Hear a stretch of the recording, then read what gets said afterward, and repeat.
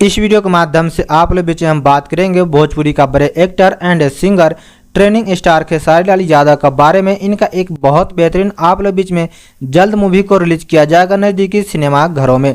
तो सारे इन्फॉर्मेशन हम बात करेंगे।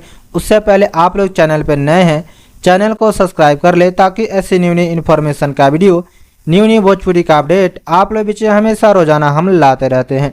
तो चलिए हम वीडियो को शुरू करते हैं, जो कि मूवी का नाम है मेहरबान।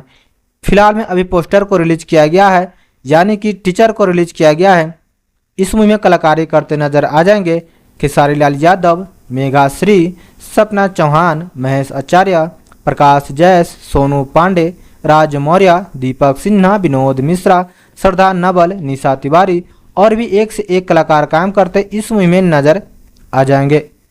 म्यूजिक दिए हैं कृष्णा बेदर्जी, लैरी से सजाए हैं कृष्णा बेदर्जी, राजेश मिश्रा जी, एडिटिंग किए हैं प्रवीण राय जी। इस मूवी को प्रोड्यूस कर रहे हैं संजय शर्मा जी, डायरेक्ट कर रहे हैं सुशील कुमार उपाध्याय जी।